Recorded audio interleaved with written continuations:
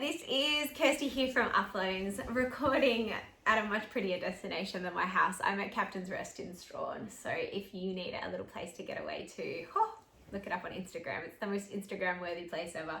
But that is not why you're watching this video. You are watching this video because you have a house to sell and you want to know how you go about buying the next one while you still got a house to sell. So there's a couple of different options.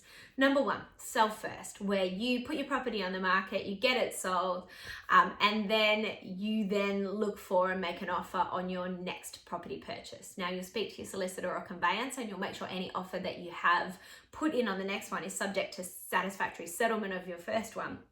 But ultimately, it's a bit low risk because then we go to the bank and we go, we've sold this one and we want to buy that one, and we just get it all approved like that.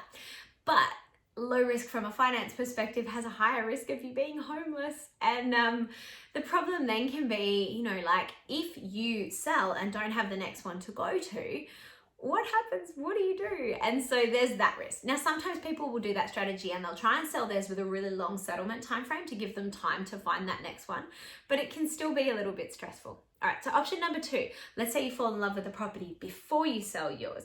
You can make an offer on that property subject to sale. Now, I'm an ex-real estate agent.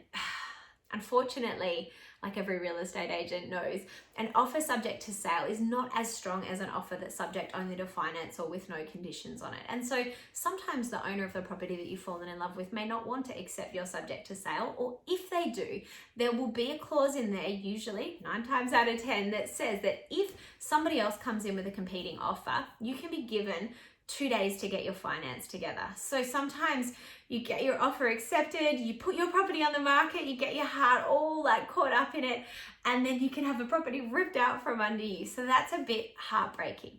There are a couple of other options. If you have a really good amount of equity in your house, so usually enough equity to keep borrowings no more than 80% on your house and at the same time 80% on the next house, there's 2 other options that can present themselves to you. Number one is called bridging, where you go to a lender that offers bridging finance and you say to them, we're going to sell this one and we want to buy that one, and they're like, oh yeah, we can see how that all fits together.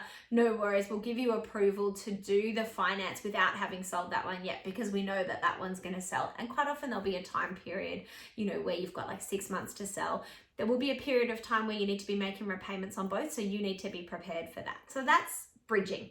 Now, it doesn't always work. If you don't have enough equity to do bridging, it's not an option. If you can't meet the different lenders' sort of criteria in terms of servicing or in terms of just putting the pieces of the puzzle together, it may not work for you, but it is an option worth discussing. And then the final option might be, and this is sometimes a good option because ultimately it gives you time, breathing space. Like let's say your property, you want to do some work on it before you put it on the market, or you don't want to be stressed out, or the property you're buying maybe is going to be a construction. What you might do is we might take it over to the lender and we might say, we're going to keep this current property as an investment property. Now, ultimately, you've got to have enough equity to be able to do this as well, and you've got to have the servicing, so show the borrowing capacity.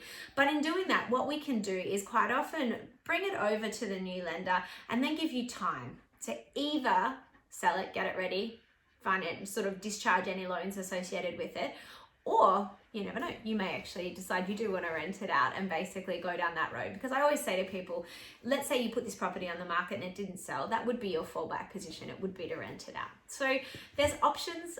Some of them can be a bit heartbreaking. It's always hard when you have another property to sell and you fall in love with the one you want to go to.